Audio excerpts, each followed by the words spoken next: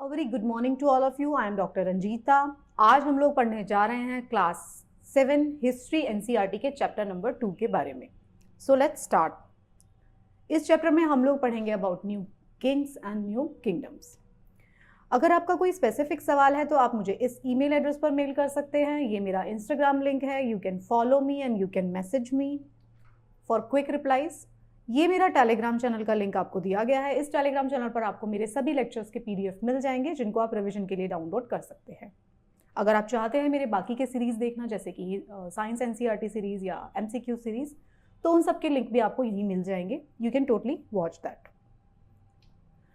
इस चैप्टर में जैसा कि आप जानते हैं क्लास 6 में जो है हम लोग पढ़ते हुए आए हैं, हम लोगों ने पढ़ा है about the ancient history. Class 7 में हम लोग मेडिवल हिस्ट्री के बारे में बात कर रहे हैं।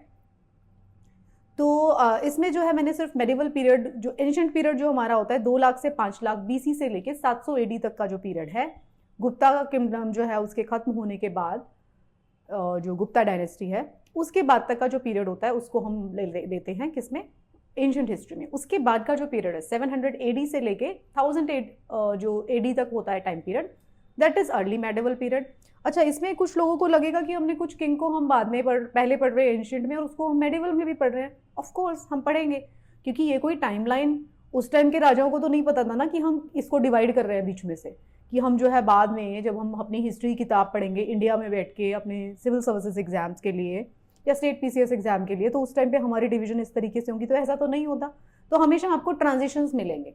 जब भी हम देखेंगे, आपने एंशिएंट हिस्ट्री में भी आपने देखा होगा, जो भी टाइम लाइन्स थी उसको मैंने कभी भी स्ट्रिक्टली ये नहीं कहा आपको कि 3500 से लेके 1700 तक ही है। मैंने 1500-1700 बोला हर बार। क्यों? क्योंकि वो जो एग्जैक्ट टाइम पीरियड है आप उसको डिफाइन नहीं कर सकते हैं। किस वक्त ट्रांजिशन हो रहा है। ट्रांजिशन एकदम झटके से नहीं होता कि आज सुबह हम उठे और भारत आज़ाद हो गया। भारत आज़ाद is a modern time period. उस टाइम भारत आज़ाद हुआ, उसकी डेट्स हमें पता है, that is a sudden change. But अगर पहले की बातें हम पढ़ रहे हैं, अगर हम एंशिएंट हिस्ट्री पढ़ रहे हैं और मेडिवल हिस्ट्री पढ़ रहे हैं, तो सडनली कुछ चेंज नहीं होता। Transition has to take place within a time frame. एक टाइम पीरियड होता है, एक जोन होता है, उसके अंदर ट्रांजिशन आपको देखने को मिलता है। एक किंगडम जो वीक हो जाती है, उसके जो राजा वीक हो जाते हैं, ऐसा तो नहीं है कि नेक्स्ट मॉर्निंग एकदम से ओवरथ्रो कर देंगे। नो, लोग ऑब्जर्व करते हैं कि ये राजा वीक हो चुका है, स्ट्रैटेजी बनाते हैं कि अब इसको ओवरथ्रो करने के लिए हमें किस तरीके की स्ट्रैटेजी को प्लान करना चाहिए, तब कोई नया राजा आता है। ओके, तो this thing you have to keep in mind. और जो टाइम पीरियड है, जैसे कि अगर आप पानीपत की लड़ाई की बात करते हैं तो उस टाइम पे 1556 याद रखते हैं या 1526 याद रखते हैं, वो आपको याद रखना है। बट ये जो ट्रांजिशन पीरियड है, कब से मेडिवल हिस्ट्री की शुरुआत होती है, कब अर्ली मेडिवल पीरियड खत्म होता है, उसके बीच में बहुत ज़्यादा जानने की जरूरत नहीं है। स्ट्रिक्टली 1000 एडी का मतलब ये नहीं है कि भाई 1015 में जो है हम किसी मेडिवल किंग के बारे में बात नहीं करेंगे। हम बात करेंगे, उस टाइम पे भी ट्रांजिशन हो रहा होगा, राइट। तो 700 एडी तक का जो टाइम पीरियड है, रफली हम उसको डिस्क्राइब करते हैं एंशिएंट इंडिया में। उसके बाद का जो टाइम पीरियड है, एंशिएंट पीरियड के बाद 700 से 1000 जो एडी तक का टाइम पीरियड है, 300 साल का लगभग, उसको हम अर्ली मेडिवल मानते हैं। फिर 1000 से लेके 1857 तक जो 700-800 साल का पीरियड है, उसको हम लेटर मेडिवल पीरियड मानते हैं। और उसके बाद की हिस्ट्री को हमने कहा मॉडर्न इंडिया। उसके बाद की हिस्ट्री को कहा हमने इंडिपेंडेंस के बाद की हिस्ट्री को इंडिया आफ्टर इंडिपेंडेंस, उसमें पढ़ेंगे हम। तो अगर हम बात कर रहे हैं 700 से 1750 एडी, मतलब the total time period of medieval history, उसकी अगर हम बात करते हैं तो 700 से 1000 में एडी तक क्या हुआ, एमरजेंस ऑफ न्यू डायनेस्टी। 300 सालों तक नए नए डायनेस्टीज आते गए, पुराने वाले को रिप्लेस करते गए। जो जो राजा वीक होता गया उसको रिप्लेस कर दिया उसी के सामंताज ने, या तो उसी के जो आर्मी जो मेंटेन कर रहे थे उन्होंने कर दिया, या तो फिर वहाँ के जो ब्राह्मण्स थे वो बहुत ज़्यादा पावरफुल हो गए, उन्होंने अपना पूजा पाठ वाला काम छोड़ के शस्त्र उठा लिए। आई मीन टू से, मतलब उन्होंने अपने आप को स्ट्रॉन्ग करना शुरू कर दिया। तो कुछ आप देखेंगे इसी मेडिवल पीरियड में हम पढ़ेंगे, कुछ जो है जो सामंताज थे, जो कि आर्मी रख रहे थे, राजा को सैनिक वगैरह प्रोवाइड करते थे, उन्होंने ओवरथ्रू कर दिया पहले वाले राजा को, वीक राजा को। या फिर आप देखेंगे कि ब्राह्मण राजा आ रहे हैं, तो ब्राह्मण अगर राजा बन के आ रहे हैं तो it means they are powerful. तो उन्होंने जो था अपना ट्रेडिशनल काम के ऊपर फोकस ना करके उन्होंने राजा बनने के ऊपर फोकस करना शुरू कर दिया। उनको ये लगने लगा कि भाई हमें सिर्फ राजा का पुजारी क्यों बन के रहना है, हमें खुद राजा बनना चाहिए। तो इस तरीके से आपको चेंजेस देखने को मिलेंगे। Since this is history is very beautiful, आपको समझ में आएगा कि किस तरीके से चेंजेस आते हैं। मेडिवल हिस्ट्री की अगर मैं बात करती हूँ, स्पेसिफिकली क्लास 7 की बुक की बात मैं करती हूँ, तो इसमें से आपको अगर हिस्ट्री ऑप्शनल के स्टूडेंट्स को मैं छोड़ दूं तो जनरल स्टडीज के लिए आपको बीच बीच में एक राजा के बारे में बात नहीं की जाएगी। लाइक वी वोंट रिमेंबर हर एक राजा का नाम, उसने क्या किया, ऐसा हम बात नहीं करेंगे। हम सिर्फ बात करेंगे राष्ट्रकूटाज आए तो उनकी क्या पॉलिसी रहे, चोलाज है अगर तो उनके क्या पॉलिसी है, दूसरे जो राजा आते हैं उनके पॉलिसी उससे डिफरेंट क्यों है, उन्होंने किस तरीके के मंदिर बनवाए, उन्होंने किस तरीके का जो भी है आर्किटेक्चरल मॉन्यूमेंट्स जो उन्होंने खड़े किए, वो उसके बारे में हम लोग बात करेंगे। आर्ट एंड कल्चर अगर वो कुछ लेकर आए तो उसके बारे में हम फोकस वहां करेंगे। हमारा फोकस राजा का क्या नाम है, वो राजा कब से कब तक है, उसके बाद उसको कौन सा राजा है, उस पर हम फोकस नहीं करेंगे। जहां जहां पे फोकस करना था एंशिएंट टाइम पीरियड में मैंने आपको बता दिया था। मेडिवल में जहां आपको फोकस करना होगा I will keep making the star. तो अगर मैं कहीं पे स्टार बनाती हूँ और बोलती भी नहीं हूँ कि ये इंपॉर्टेंट है, तो अगर मैंने स्टार ड्रॉ किया है तो आपको समझ लेना पड़ेगा कि स्टार का मतलब है you have to pay attention to that period, that thing. Okay, तो अब हम बात कर रहे थे 700 से 1750 एडी में क्या हो रहा है। 700 से लेके 1000 एडी तक तो क्या हो रहा है, नए नए डायनेस्टीज आ रहे हैं जिसमें आएंगे राष्ट्रकूटास, पालाज, इसके बारे में हम बात करेंगे। फिर क्या होता है 1000 से लेके 1200 एडी में क्या होता है, Rajput kingdom and foreign invasion. 1000 से लेके 1200 तक की जो एडी का टाइम पीरियड है, इस टाइम पर हमारे ऊपर बहुत सारे फॉरेन इन्वेजन हुए। फॉरेन के जो राजा थे, जो रूलर्स थे, उन लोगों ने इंडिया के ऊपर अटैक किया, एंट्री करने का कोशिश किया। तो 1000 से 1200 के बीच में कौन कौन आया, हम उसके बारे में भी बात करेंगे। एंशिएंट पीरियड में भी हमने बात किया था कुछ कुछ फॉरेन इन्वेजन के बारे में। फॉरेन इन्वेजन के बारे में मैं एक कंसोलिडेटेड चैप्टर भी आपको पढ़ाऊंगी which would be the additional from my side, जिसमें कि हम सारे फॉरेन इन्वेजन की बात करेंगे, एंशिएंट पीरियड, मेडिवल पीरियड, सब में। ओके, तब क्या होता है 1000 से 1200 ईसी तक एडी तक क्या होता है, राजपूत किंगडम डोमिनेट करती है और फॉरेन इन्वेजन होते हैं। 1206 से 1526 दिल्ली सल्तनत, दिल्ली सल्तनत का पीरियड है 1200 से लेके 1526, मतलब 1300, 1400, 1500, 300, 325 साल तक कौन सा पीरियड चलता है, दिल्ली सल्तनत का। फिर 1526 से लेके 1707 जो है कितना पीरियड चलता है, 200, 225 साल तक जो है मुगल डायनेस्टी चलती है। लेटर मुगल्स जो थे वो वीक थे, 1700 से 1757, 50-60 साल में उनको क्लियर कर दिया जाता है, किसके द्वारा, फिर हमारे पास आ जाते हैं ब्रिटिशर्स, हमारे पास आ जाते हैं फ्रेंच पीपल, डच पीपल, उनका इन्वेजन होता है, राइट। तो ये जो है एक टाइमलाइन है जिसको आपको अपने हेड में रखना है। 700 से 1000 एडी तक कुछ कुछ राजा डायनेस्टीज पढ़ेंगे। 1000 से 1200 एडी तक कौन डोमिनेट कर रहा है, राजपूत किंगडम्स डोमिनेट कर रही है। उसी टाइम पे फॉरेन इन्वेजन भी वो लोग झेल रहे हैं। 1200 से 1526 जो 325 साल का पीरियड है, दिल्ली सल्तनत है। 1526 से 1700 तक का जो पीरियड है वो मुगल डायनेस्टी है। मुगल डायनेस्टी के बाद लेटर मुगल्स आते हैं और उसके बाद फिर यूरोपियन इन्वेजन शुरू हो जाते हैं। तो अब हम बात करते हैं 700 से लेके 1000 एडी तक क्या हो रहा है। इस टाइम पे हो रहा है एमर्जेंस ऑफ न्यू डायनेस्टी। कौन कौन सी डायनेस्टीज आ रही हैं, after 7th century AD the period of political fragmentation जो है वो स्टार्ट हो जाता है, जिसमें से क्या होता है, उसमें अलग अलग डायनेस्टीज आते हैं। उससे पहले क्या था, उससे पहले एक बड़ा किंगडम था, कौन था, गुप्ताज, उन्होंने पूरा कंसोलिडेट किया था। उससे पहले कंसोलिडेशन कब हुई थी, मौर्याज के टाइम पीरियड में। तो गुप्ताज का टाइम पीरियड भी काफी बड़ा उनका एरिया था जिसपे वो रूल करते थे, हमने क्लास 6 में पढ़ा है। अब क्या हुआ, 7th सेंचुरी एडी आते आते जब गुप्ताज का भी डिक्लाइन हो चुका है, छोटे छोटे राजा आए कुछ कुछ, उसके बाद क्या हुआ, पॉलिटिकल फ्रेगमेंटेशन हो गया। उसकी वजह से क्या होता है, अलग अलग डायनेस्टीज उभर कर आते हैं। तो अगर हम बात करते हैं, चालुक्याज आ गए। चालुक्याज ने किसको रिप्लेस किया, राष्ट्रकूटा डायनेस्टी को रिप्लेस किया। चालुक्याज वर रिप्लेस्ड बाय, चालुक्याज जो थे, हमने पढ़ा था डाउन साउथ में क्या हो रहा था, चालुक्याज थे और पल्लवाज थे। तो चालुक्याज जो थे किस जगह पे थे, चालुक्याज याद करिए, चालुक्याज जो महाराष्ट्र कर्नाटका वाला एरिया था उसमें चालुक्याज किंग थे। उन चालुक्याज किंग को किसने रिप्लेस किया, वहां पे आ गए राष्ट्रकूटाज। तो ये चीज आपको पता होनी चाहिए, चालुक्याज को रिप्लेस करते हैं राष्ट्रकूटाज। कब तक रहते हैं, 752 से 973 एडी तक रहते हैं। स्ट्रिक्टली आपको याद नहीं करना, आपको याद रखना है 750 से लेके 950 बल्कि 1000 एडी तक जो है वो रहते हैं। यहाँ पे हमने पढ़ा था 1000 एडी तक क्या है, एमर्जेंस ऑफ न्यू डायनेस्टी हो रहा है। 1000 एडी से 1200 एडी तक कौन डोमिनेट करते हैं, राजपूत, और फॉरेन इन्वेजन होते हैं। तो चालुक्यास को रिप्लेस करते हैं राष्ट्रकूटास, और पल्लवास जो थे, जो थोड़ा नीचे जिनकी कांचीपुरम हमने कैपिटल पढ़ा था, पल्लवास जो थे 575 से 897 एडी तक थे, इनको रिप्लेस करते हैं चोलास। पल्लवास को चोलास रिप्लेस करते हैं, चालुक्यास को राष्ट्रकूटास रिप्लेस करते हैं। तो ये चीजें आपको, ये दो बड़ी बड़ी बातें तो पता होनी चाहिए, किसको किसने रिप्लेस किया। Chalukyas are replaced by Rashtrakutas and Pallavas are replaced by Cholas. Pala dynasty कहां पर आ रही है, ये ऊपर जहां पे बंगाल वाला एरिया है। बंगाल वाले एरिया में कौन आता है, ईस्ट में पालास। गुजरारा प्रतिहारास कहाँ पे आते हैं? नॉर्थ में प्रतिहारास जो होते हैं वो एमर्ज करते हैं, और चौहान्स जो है वो एमर्ज करते हैं नॉर्थ में। अभी हम मैप पे देख लेते हैं ये सारी चीजों को। ये देखिए, जो यहाँ पे थे, कौन थे यहाँ पे? पहले चालुक्यास थे। चालुक्यास को किसने रिप्लेस किया? राष्ट्रकूटास ने। यहाँ पे कौन थे? पल्लवास थे। पल्लवास को किसने रिप्लेस किया? चोलास ने। यहाँ पे क्या हो रहा है? ऊपर क्या हो रहा है? पालास जो थे, मैंने आपको बताया था, बंगाल वाले एरियाज में आ गए थे, एरिया में आ गए थे। और यहाँ पे कौन आया? यहाँ पे आए चौहानास, परमारास, चंदेलास, ये सारे अलग अलग लोग यहाँ पर आ गए, जिसके बारे में हम कहते हैं प्रतिहारास आ गए। प्रतिहारास भी आए यहाँ पे नॉर्थ में, और चौहानास भी आए, राइट। ये देखिए आप, यहाँ पे आपको चौहान मिलेंगे देखने को। ये देखिए, चौहानास है और प्रतिहारास है। प्रतिहारास एंड चौहान जो है नॉर्थ में आ गए। प्रतिहारा, चौहान, तो ये दोनों लोग नॉर्थ में आ गए।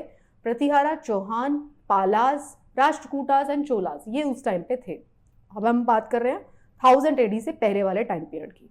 एक चीज जो आपको यहाँ पे देखने को मिलेगी, 750 से 900 AD तक आपको देखने को मिलेगा एक ट्राइपार्टाइट स्ट्रगल। ट्राइपार्टाइट स्ट्रगल क्या है? 3 जो बड़े बड़े किंगडम्स थे, इतने बड़े नहीं लेकिन उस टाइम के सिग्निफिकेंट बड़े किंगडम, आपस में झगड़ा कर रहे हैं। किस चीज के लिए? गंगा वैली के ऊपर डोमिनेंस शो करने के लिए। अब आप ये चीज समझ लिए, एंशिएंट इंडिया को जब हमने पढ़ा था क्लास 6 में, अगर आप तब से फॉलो कर रहे हो मुझे, तो आपको समझ में आएगा कि एंशिएंट इंडिया में जब हमने देखा इंडस वैली सिविलाइजेशन के बाद महाजनपद सारे कहाँ आते हैं? गंगा की वैली में। इंडस वैली सिविलाइजेशन कहाँ थी? इंडस की वैली में। क्यों ऐसा हो रहा था? क्योंकि भैया हमारा बेसिक जो काम था, हम क्या कर रहे थे? हम एग्रीकल्चर प्रैक्टिस कर रहे थे। हमसे मेरा मतलब है ह्यूमन सिविलाइजेशन। हम लोग खेती करना पसंद करते थे। खेती से जो सरप्लस होता था, फिर हमने थोड़ा देखना शुरू किया कि सबसे पहले पेट भरेगा तभी तो आप किसी और चीज़ के बारे में बात करोगे। तो अब क्या था, हंटर गैदरिंग को छोड़ के खेती करना जब हमने शुरू किया, तब हमने किसी और चीज़ों के बारे में सोचना शुरू किया। मान लीजिए आपका पूरा टाइम सिर्फ खाना खाने में ही चला जाता है, तो क्या आप कभी आर्ट के बारे में सोचेंगे? कभी आप ये बात सोचेंगे, अच्छा भैया घर अच्छा बना लेते हैं? क्योंकि खाना खाने में अगर पूरा टाइम चला गया, खाना जुटाने में और खाने में, तो आप कुछ और नहीं सोच पाएंगे। बट जैसे जैसे खेती का एडवेंट होता है, जब हम एग्रीकल्चर प्रैक्टिस शुरू करते हैं, तो खाना हमारा पेट भर गया। जब आप भूखे नहीं रहते, उसके बाद आपके दिमाग में और आइडियाज आते हैं कि घर भी अच्छा बना ले, अच्छा थोड़ा बड़ा बना ले, उसके पास ज़्यादा बड़ा घर है, तो इस टाइप के आइडियाज आना शुरू होते हैं। तो अब बात होती है, क्योंकि सब कुछ फोकस किस पे है? एग्रीकल्चर पे। एग्रीकल्चर कहाँ पे अच्छा होगा? अगर आप ज्योग्राफी से रिलेट करते हैं इसको, तो कौन सी सॉइल अच्छी होती है? वो सॉइल सबसे अच्छी होती है जिसको मिट्टी को नदियां अपने साथ बहा के लाती है। तो नदियां क्योंकि अपने साथ बहा के ला रही थी, और पानी भी चाहिए हमें, तो पानी भी नदियों से मिलता था और फर्टाइल सॉइल भी नदियों से मिलती थी। तो नदी के आसपास जो है हमें फ्लरिश करते हुए मिलेंगे किंगडम्स। तो ये जो गंगा वैली जो थी, ये बहुत इंपॉर्टेंट थी। यहाँ पे एक ट्राइपार्टाइट स्ट्रगल चल रहा है। किस किस के बीच में चल रहा है वो ट्राइपार्टाइट स्ट्रगल? वो प्रतिहारास के बीच में चल रहा है, वो राष्ट्रकूटास के बीच में चल रहा है, और पालास के बीच में चल रहा है। कहाँ कहाँ पे है देखिए लोकेटेड? ये देखिए, पालास यहाँ पर है, प्रतिहारास यहाँ पर है, और राष्ट्रकूटास यहाँ पर है। तो इन तीनों के बीच में एक ट्राइपार्टाइट स्ट्रगल चलता है इस गंगा वैली के ऊपर डोमिनेंस करने के लिए। कभी ये इस पे अटैक करते, कभी ये इस पे अटैक करते हैं, ये सब चलता रहता है। चौहानास जो है थोड़े से और पीछे चले जाइए, राजस्थान वाला एरिया, वहां पे आपको मिलेंगे। प्रतिहारास जो है आपको यहाँ पे मिलेंगे सेंटर में, राइट, जो कि प्रेजेंट अगर हम यूपी वाला एरिया जो है, वेस्टर्न यूपी वाला एरिया, थोड़ा मध्य प्रदेश का एरिया, थोड़ा राजस्थान वाला एरिया, वो जगह है जहाँ पे प्रतिहारास उस टाइम पे हुआ करते थे। 700 से 1000 AD की बातें हो रही हैं। तो ट्राइपार्टाइट स्ट्रगल क्यों हो रहा था? ट्राइपार्टाइट स्ट्रगल इसलिए हो रहा था क्योंकि कन्नौज जो था, सिटी जो कन्नौज थी गंगा वैली में, वो प्राइम सिंबल माना जाता था पावर का, सिंबल ऑफ सॉवरेनिटी। उसको माना जाता था भैया जो इसको कन्नौज को कंट्रोल करेगा वही सबसे बड़ा राजा है। तो उसी के चक्कर में सारी लड़ाइयाँ होती थी। तो फॉर सेंचुरी 750 से 900 AD तक क्या चलता है? 750 से 900 AD तक चलता है ट्राइपार्टाइट स्ट्रगल, जो कि प्रतिहारास, राष्ट्रकूटास और पालास के बीच में चलता है। तो ये किस लिए चल रहा था? ये चल रहा था कन्नौज के ऊपर डोमिनेंस शो करने के लिए। अब अगर हम बात करते हैं कन्नौज वाला ये ट्राइंगल, ये देखिए, प्रतिहारास, राष्ट्रकूटास एंड पालास, इन सब का यहाँ पे चल रहा है। बीच में चंदेलास भी मिलेंगे आपको एमपी के आसपास, है ना। तो ये ट्राइपार्टाइट स्ट्रगल चल रहा है, इतना आपको ध्यान रखना है, ये आपको बिल्कुल अच्छे से पता होना चाहिए। ट्राइपार्टाइट स्ट्रगल किसके बीच में चल रहा है? प्रतिहारास के बीच में, राष्ट्रकूटास के बीच में और पालास के बीच में। इस मैप को देख के आपको समझ में आना चाहिए कि पालास का डोमिनेंस वाला एरिया कौन सा था, प्रतिहारास का कौन सा था और राष्ट्रकूटा का कौन सा था, राइट। कौन सी सिटी को डोमिनेट करने, कंट्रोल करने की बात थी? कन्नौज की। तो इस चैप्टर में अगर हम आगे बात करते हैं तो हम क्या क्या पढ़ने वाले हैं? 700 से 1000 AD के बीच में हम राइज ऑफ सामंतास, सामंतास कौन थे उसके बारे में बात करेंगे। मैंने आपको बताया था ब्राह्मण किंग आ गए थे। अब ब्राह्मणों ने जो है पूजा पाठ का काम छोड़ के उन्होंने कहा कि हम राजा बनेंगे। पॉलिटी की बात पढ़ेंगे हम, वहाँ इकोनॉमी कैसी थी, आर्मी कैसी थी, प्रशस्ति और कॉपर प्लेट्स के बारे में पढ़ेंगे। ओके, वन मोर क्वेश्चन, जो भी मेरे इस चैप्टर्स को देखेगा, हिस्ट्री जो भी आप मुझे सुन रहे हैं, देख रहे हैं, आपको ये समझ में आना चाहिए मैं जो भी कुछ पढ़ाऊंगी या जो भी कुछ बोलूंगी वो हिस्ट्री की बुक से लिया गया है, एनसीईआरटी में आपको पढ़ा रही हूँ इस वक्त। तो मेरे कोई ये पर्सनल व्यूज नहीं होंगे अगर मैं किसी भी कास्ट स्पेसिफिक लोगों के बारे में बात करती हूँ तो, राइट। तो थोड़ा दिमाग लगा लेना हाइपर रिएक्शंस देने से पहले, ओके, हाइपर रिएक्शंस मत दो। राइज ऑफ सामंताज की अगर हम बात करते हैं तो सामंताज कौन थे? तो सामंताज वो लोग थे जो बड़े बड़े लैंडलॉर्ड्स थे, उनके पास लैंड थी और उनके पास वॉरियर चीफ्स थे। वो क्या करते थे? वो राजा, उस टाइम के राजा क्या करना शुरू कर दिया था, जब तक 700 AD की बात होती है तो उस टाइम के राजा जो थे वो कहते थे भाई तुम जो है, सामंताज को बोलते थे कि भाई तुम लोग जो है ना अपनी एक आर्मी मेंटेन करो, मतलब पेट्रोनेज जो होगी वो मेरी रहेगी, राजा की रहेगी, हमारे अंडर में आप एक आर्मी को मेंटेन करो, उसके लोगों को प्रशिक्षण दो, उनको खिलाओ पिलाओ, salary whatever you want to do, तो आप वो करो। तो वो सामंताज होते थे, उनके पास लैंड भी होती थी, एग्रीकल्चर भी वो करवाते थे लोगों से, साथ में वो क्या करते थे, वो आर्मी मेंटेन किया करते थे। तो जब भी राजा को जरूरत पड़ती थी किसी के ऊपर अटैक करना है, मान लो राष्ट्रकूटा के पास है भाई, वो बोलते पालास के ऊपर हम अटैक करने वाले हैं, तो वो फटाफट से जो वो वॉरियर चीफ्स होते थे सामंताज, उनको कॉल इन द सेंस उनको बुलवाते थे, ये हमें इतने इतने सेना की जरूरत है, हम उसके ऊपर अटैक करने वाले हैं, अलग अलग सामंताज को बुला के वो ये काम शुरू कर देते थे, राइट। तो सामंताज जो थे उनका काम था, दे वर मेंटेनिंग, वॉरियर चीफ्स कहते हैं उनको और बिग लैंडलॉर्ड भी कहते हैं, तो लैंड भी थी और उनके पास आर्मी भी थी। अब क्या बात है, एक्सपेक्टेशन क्या होती थी किंग की सामंताज से? सामंताज इतने पावरफुल क्यों थे? क्योंकि सामंताज जो थे वो किंग के लिए गिफ्ट्स लेके आते थे और जो भी चीज़ें जो भी थी वो लेके आते थे, उनके कोर्ट में प्रेजेंट रहते थे, मिलिट्री सपोर्ट उनको प्रोवाइड करते थे। अब देख लीजिए, आप एक राजा हैं, आपको सोच के देखिए, आपको मिलिट्री सपोर्ट चाहिए, आप एक बंदे को कॉल करते हैं, वही बंदा आपके लिए गिफ्ट्स भी लेकर आता है। अब वो आपका इतना इंपॉर्टेंट पर्सन है तो आप उसको अपने कोर्ट में भी बुलाएंगे, अगर आप कोर्ट में उसको बैठाएंगे अपने, तो अगर आप कोई भी डिसीजन लेंगे तो हो सकता है वो सामंता बोले नहीं नहीं नहीं ये डिसीजन मुझे पसंद नहीं है, तो आप ये मत लीजिए, तो उनकी कंसेंट से डिसीजन लिए जा रहे हैं। तो नाउ यू कैन अंडरस्टैंड सामंताज का इंपॉर्टेंस क्या था। सामंताज इतने ज़्यादा इंपॉर्टेंट थे, तो अभी आप थोड़ी देर बाद देखेंगे कि जो इनको ओवरथ्रो किया किसने किया, सामंताज ने किया, उन्हीं के सामंताज, उसी राजा के। अब वो राजा चला गया, उसके बेटे का रूल आ गया, रूलर बन गया, उसके बेटे का नेक्स्ट बेटा रूलर बन गया, तो क्या हुआ, उन्होंने देखा भैया ये तो इतना इफेक्टिव रूलर है नहीं, तो उन्होंने अपने आप को राजा घोषित कर दिया। Later on we will see. तो सामंताज की क्या क्या एक्सपेक्टेशन, सामंताज से किंग को क्या क्या एक्सपेक्टेशन होती थी, ये सब होती थी। तो जब भी वीक था तो सामंता जो थे इंडिपेंडेंट बन जाते थे। This is very logical. सामंताज जो थे इतने ज़्यादा पावरफुल हो जाते थे, कभी कभी पावर और वेल्थ उनके पास रहती थी क्योंकि एग्रीकल्चरल लैंड उनके पास है, तो उन्होंने अपने आप को महासामंता, महामंडलादेश्वरा ये सब कहना शुरू कर दिया। मतलब आप अपने आप को बड़े बड़े टाइटल्स देते हैं। आपने देखा होगा ऑनलाइन, कोई ऑफेंस ना ले, आपने देखा होगा बहुत सारे लोग जो होते हैं ऑनलाइन प्लेटफॉर्म पे भी देखेंगे अपने आप को so and so sir, ABC sir आज क्लास ले रहे हैं, XYZ सर आज क्लास ले रहे हैं, मतलब अपने नाम के पीछे खुद सर लगा के अपना वो बनाते हैं, जो भी है, ठीक है। तो वो क्या करते हैं, वो महिमा मंडन होता है बेसिकली, दैट इज कॉल्ड महिमा मंडन। तो सामंताज जो थे जब पावरफुल बन गए तो उन्होंने अपना महिमा मंडन शुरू कर दिया, अपने आप को महासामंता बोल रहे हैं, महामंडलेश्वरा बोल रहे हैं, कोई रोकने वाला तो है नहीं, ठीक है।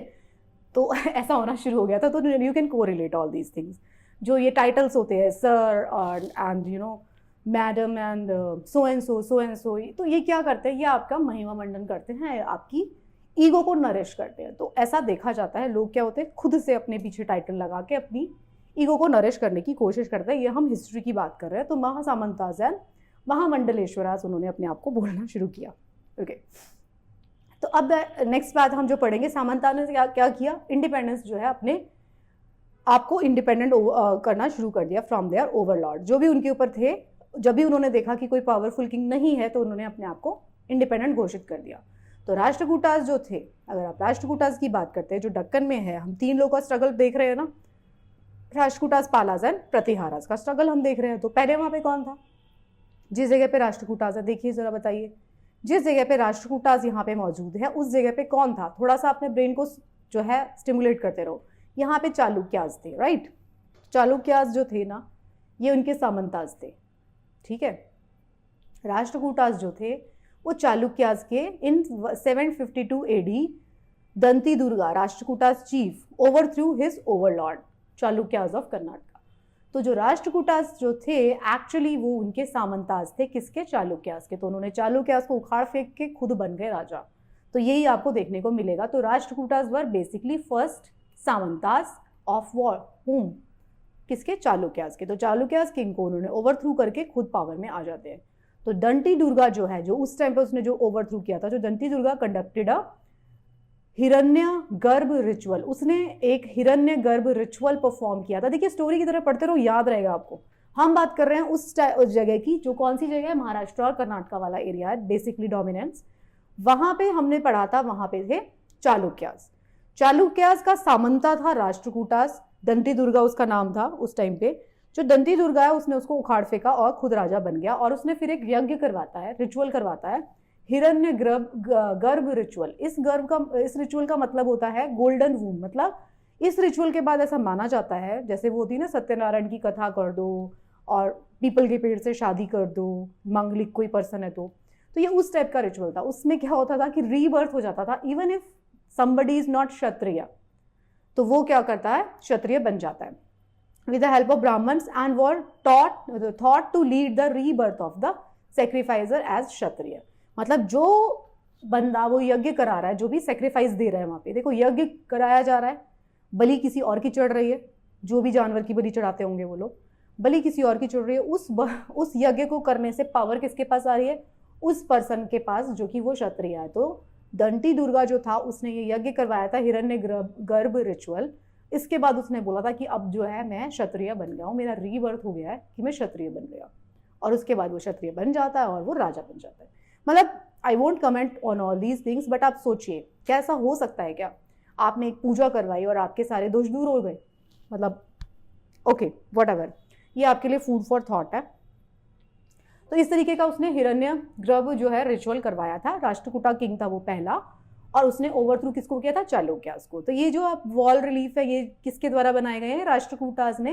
राष्ट्रकूटास जब आए तो उन्होंने बहुत अच्छे अच्छे काम भी किए, आर्ट और आर्किटेक्ट को लेके उन्होंने बहुत अच्छे काम किए। तो ये जो है एलोरा में अगर आप जाएंगे तो विष्णु का जो नरसिंह अवतार है उसकी ये आपको मूर्ति देखने को मिलेगी। खंडित मूर्ति है, क्योंकि जब अभी हम पढ़ेंगे इन्वेजन्स के बारे में पढ़ेंगे, 1000 से लेकर 1200 AD तक जो इन्वेजन्स हुए उन लोगों ने इस मूर्तियों को तोड़ा, क्योंकि टेम्पल्स जो थे वो पावर का सिंबल होते थे ना। मैंने बताया जो जितना बड़ा राजा होगा वो उतना बड़ा टेम्पल बनाएगा, उतना बड़ा किला बनाएगा।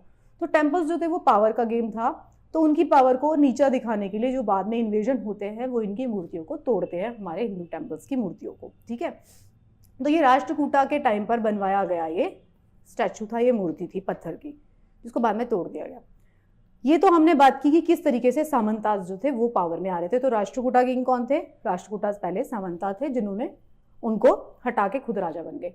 फिर हम बात करते हैं राइज ऑफ ब्राह्मण किंग्स। मैंने ये बताया आपको कि ब्राह्मण जो थे उस टाइम पे वो भी पावरफुल थे, प्रीस्ट थे। वो बड़े बड़े यज्ञ करवाते थे और बोलते थे कि भाई अब आपका ये दोष दूर हो गया, वो दोष दूर हो गया। उनसे एडवाइजेस ली जाती थी, तो वो भी पावरफुल थे। तो अब उन्होंने क्या किया? ब्राह्मण्स ने from enterprising family gave up there traditional profession. जो भी थोड़ा सा दिमाग आ गया उनमें, थोड़े से पावरफुल हो गए, उन्होंने अपना जो बेसिक जो हेरिडिटरी प्रोफेशन था उसको छोड़ दिया, ट्रेडिशनल जो प्रोफेशन था, एंड टुक टू आर्म्स, और उन्होंने हथियार उठाए। Using their military skills they carved out their own kingdom, और फिर उन्होंने अपनी खुद की किंगडम्स बना ली। तो कदम्बा, मौर्य शर्मन जो है कर्नाटका में, गजारा, प्रतिहारा, हरिचंद इन राजस्थान। तो जो प्रतिहारा किंग है और ये जो कदम्बा जो किंग है एक, ये जो थे कर्नाटका में, और इधर ये जो थे ब्राह्मण किंग थे। ये देखिए ये जो प्रतिहाराज थे यहाँ पे, ये जो प्रतिहाराज थे ये एक्चुअली में ब्राह्मण किंग्स थे। अदरवाइज किंग कौन बना करते थे? क्षत्रिय। लेकिन इन्होंने अपना प्रोफेशन जो था हेरिडिटी उसको गिव अप करके खुद किंग बन गए। यहाँ पे कौन थे? राष्ट्रकूटास कौन थे? बेसिकली वो सामंतास थे, वो भी क्षत्रिय तो थे नहीं, वो लैंड रख रहे थे और आर्मी को मेंटेन कर रहे थे। तो उन्होंने अपना यज्ञ वज्ञ करा के हिरण्य गर्भ जो था यज्ञ करवा के खुद को क्षत्रिय घोषित कर दिया और राजा बन गए।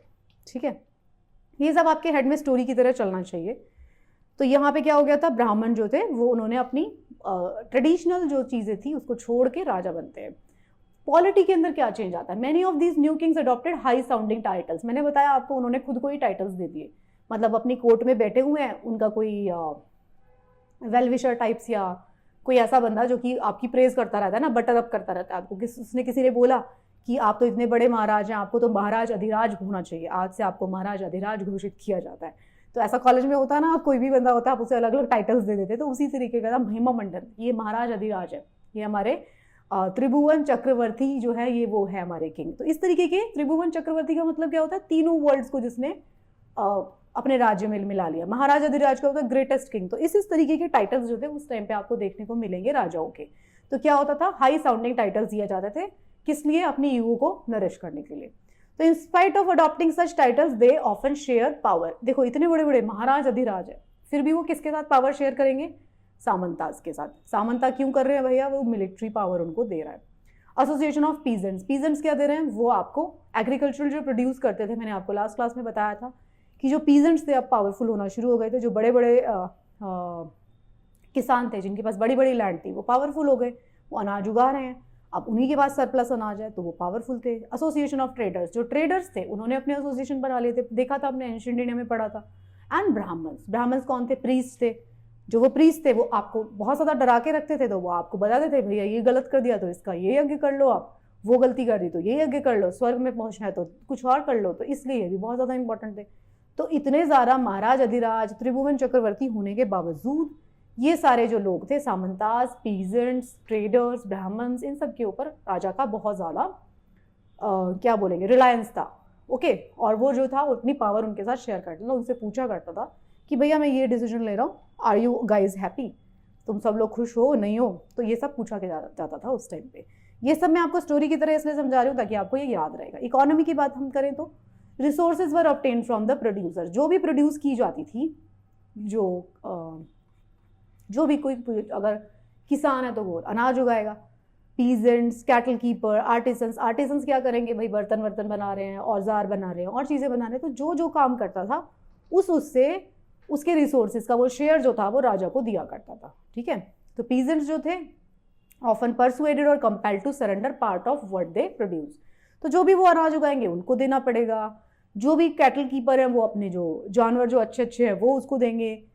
रेवेन्यू जो था इस तरीके से ट्रेडर से कलेक्ट किया जाता। तो ट्रेड में जो इन्वॉल्व है, वैश्य जो थे स्टार्टिंग में, जो शुद्ध वर्णा सिस्टम की बात करते हैं, तो वैश्य जो थे वो ट्रेडर्स थे, वो ट्रेड के ऊपर डोमिनेट किया करते थे। तो फिर उन्होंने अपनी एसोसिएशन बना ली और धीरे धीरे वो पावरफुल होते गए। तो उनसे जो है ट्रेडर्स से भी उनको शेयर देना पड़ता था राजा को।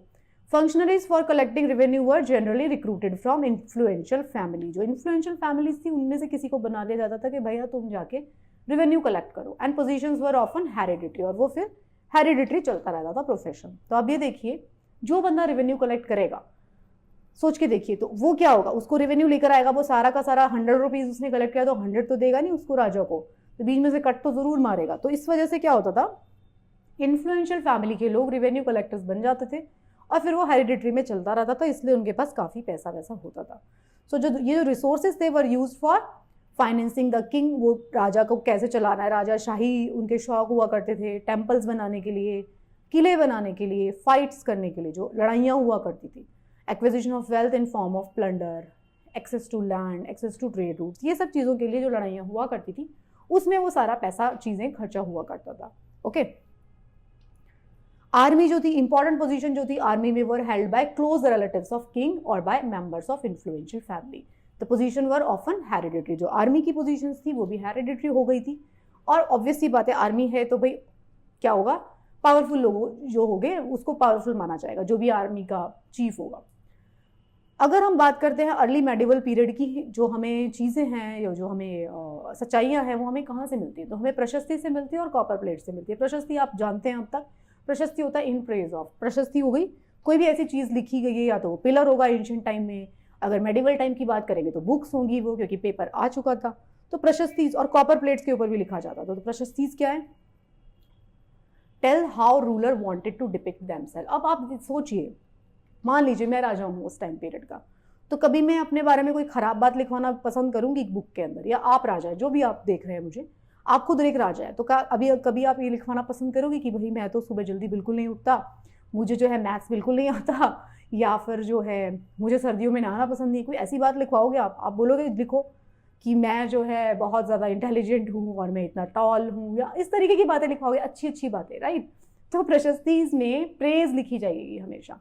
तो ये चीज़ आपको समझनी पड़ेगी, जो भी हमें प्रशस्ति मिले उसमें हमें राजाओं की प्रेजेस मिली है, हमें उसकी कोई भी नेगेटिव चीज़ पता नहीं चली, क्योंकि उस टाइम के जो लोग प्रशस्ति लिख रहे हैं, they were not allowed to write anything negative about that king. तो हिस्ट्री में आपको हमेशा समझना पड़ेगा कि हिस्ट्री में जो चीज़ लिखी गई है, पेन डाउन की गई है, वो जनरली हमेशा पॉजिटिव चीज़ें पेन डाउन की गई हैं। तो वहाँ की नेगेटिव चीज़ें आपको मिलेंगी नहीं, या मिलेंगी तो किसी ऐसे बंदे की किताब से मिलेंगी जो इंडिया का, मतलब इंडियन सब कॉन्टिनेंट का नहीं होगा। फॉर एग्जाम्पल फाहियान, जो चाइनीज़ ट्रैवल यहाँ ट्रैवल कर रहे हैं, या कोई और ऐसा राजा ऑपोजिशन में, तो वो उसके बारे में जान करके फिर लिखेगा। बट प्रशस्ति के अंदर क्या मिलेगा? Only praises. तो उसमें लिखा जाता था हमारे राजा बहुत महान है, वो बड़े बड़े लड़ाइयाँ लड़ते हैं, ये सब लिखा जाता था। So unlike the writers of prashasti, poet Kalhana जो था often critical about the rulers and their policies, he had written a Sanskrit poem in 10th-12th century AD about the king of Kashmir. उस टाइम के सारे जो लोग थे वो प्रेजेस में लिखते थे, भैया सबको अपनी जान प्यारी है, 2 मिनट में किंग ऑर्डर दे देगा, मार दो इसको तो मारे जाएंगे। लेकिन जो एक पोएट था कल्हाना, वो जो था वो क्रिटिकल लिख देता था, उसने अपने पोएम्स में क्रिटिकल लिखा है। तो ऐसे ऐसे जो लोग थे जो बहुत ज़्यादा ब्रेव रहे होंगे उस टाइम पीरियड के, वो क्रिटिकल डिपिक्शन देते थे उस टाइम के राजाओं की। और हमें पता चलता है कि भाई जो सिर्फ प्रशस्ति में लिखा हुआ है वो सिर्फ प्रेज है, क्रिटिकल व्यू आपको कहीं और से मिलेगा। तो प्रशस्ति हमेशा ब्राह्मणों द्वारा लिखी जाती थी जो ट्रेंड होते थे, तो इसलिए वो राजा को प्लीज करने के लिए कभी भी खराब बात लिखते नहीं थे। कॉपर प्लेट्स क्या होती है? तो कॉपर प्लेट्स ये देखिए, this is a set of copper plate regarding a grant of land made by ruler of 9th century, is written in Sanskrit, और कुछ तमिल में लिखी गई है और कुछ संस्कृत में लिखी गई है। तो इस तरीके से जो भी उनकी चीज़ होती थी, बड़े बड़े काम की, भाई हमने कोई मंदिर बनवा दिया, हमने कोई लैंड जो है उसको दूसरे राजा को दे दी, तो वो लिख दिया करते थे बड़ी बड़ी बातें। जैसे कि अब भाई फॉर एग्जाम्पल मेरा सिविल सर्विसेज एग्जाम क्लियर हो गया, तो मतलब this was a very big thing, जिसका भी होगा। मतलब अगर मैं बात करती हूँ, मैं डॉक्टर बन गई, आप जो है IIT में आपका एडमिशन हो गया, या किसी भी इंजीनियरिंग कॉलेज में, तो इस तरीके की जो इंपॉर्टेंट चीज़ें होंगी वो पेन डाउन कर दी जाती थी कॉपर प्लेट्स में, राइट। उसके ऊपर रॉयल सील लगा दी जाती थी। तो ये जो कॉपर प्लेट्स हैं, इनके ऊपर रिकॉर्ड किए जाते थे गिफ्ट, ग्रांट, ये जो चीज़ें हैं, और इनको अगर हम पढ़ते हैं तो हमें पता चलता है कि उस टाइप पे क्या क्या चीज़ें हो रही है। बट अगेन सिर्फ प्रेजेस पता चलती है। तो ये जो है अभी तक आपने पढ़ा, ये चैप्टर का पार्ट 1 था। नेक्स्ट पार्ट में हम बात करेंगे राजपूत किंगडम, फॉरेन इन्वेजन, इन सब की बात करेंगे। तो this was the part 1 of this chapter. तो इसमें आपने देखा कि हमें क्या देखने को मिलता है, हमें देखने को मिलता है कि किस तरीके से मेडिवल पीरियड में क्या क्या हुआ था। ट्राईपार्टाइट जो स्ट्रगल है उसके बारे में आपको पता चलता है। सामंताज कौन थे ये पता चलता है। आपको ये पता चलता है कि राजा अपने आप को बड़े बड़े टाइटल्स देते थे, लेकिन जो राजा थे वो डिपेंडेंट थे बहुत ज़्यादा किस किस के ऊपर? सामंताज के ऊपर। जो ट्रेड यूनियन जो बनी हुई थी, जो क्राफ्ट वाले लोग थे, जो ट्रेडर्स थे, उनकी जो यूनियन थी उनके हेड पे, पीजेंट्स की जो यूनियन के जो हेड थे उसके ऊपर, तो इन सब ब्राह्मणों के ऊपर, तो इन सब के ऊपर राजा का डिपेंडेंस काफ़ी ज़्यादा था। तो यही आपको देखने को मिलता है कि जैसे जैसे कोई भी राजा अगर वीक हो जाएगा तो उसका जो सामंता होगा वो उसको ओवरथ्रू कर लेगा। राष्ट्रकूटास जो थे कौन थे? उन्होंने ओवरथ्रू किया था चालुक्यास को। चालुक्या को ओवरथ्रू करके वो खुद राजा बन गए थे। सिमिलरली प्रतिहारास जो थे वो ब्राह्मण्स थे जिन्होंने अपना ट्रेडिशनल प्रोफेशन छोड़ के अपने आप को एक्सपर्ट बना लिया था, जो क्षत्रियज वाला प्रोफेशन है उसके अंदर, और राजा बने थे यहाँ पर। तो इस तरीके की चीज़ें जो है आपको इस चैप्टर से सीखने को मिली हैं पार्ट 1 से। So in part 2 we will complete this chapter since it is a medieval history. तो मैं आपको बताती रहूँगी कहाँ कहाँ पे आपको एम्फेसिस देना है, कितनी चीज़ें आपको समझनी है, क्या चीज़ आपको अपने हेड में रखनी है। स्टोरी की तरह मैं आपको बता रही हूँ ताकि आपको ये चीज़ें याद रहें। इस जगह पे मेडिवल इंडिया में मैं अगेन आई एम सेइंग कि राजाओं के नाम, उसके बाद कौन आया, वो याद रखना ज़्यादा इंपॉर्टेंट नहीं है। हम याद रखेंगे कौन से राजाओं ने किस तरीके के टेम्पल्स को बनवाया, किस तरीके के किले बनवाए, कौन सी पेंटिंग्स बनवाई, किसने किसको ओवरथ्रू किया, ये सब चीज़ें हम याद रखेंगे। स्टोरी की तरह हम याद रखेंगे। मैं जो है कनेक्ट करूँगी आपको प्रेजेंट के एग्जाम्पल्स से। No need to take offense from my words, किसी को भी, क्योंकि ये सारे के सारे आपको स्टोरी बनाने के लिए समझाए जा रहे हैं। So thank you so much. I hope आपको ये चैप्टर समझ में आ रहा है और आपको मेडिवल हिस्ट्री पढ़ना भी अच्छा लग रहा होगा। इस तरीके से पढ़ते रहिए and best of luck for your preparation.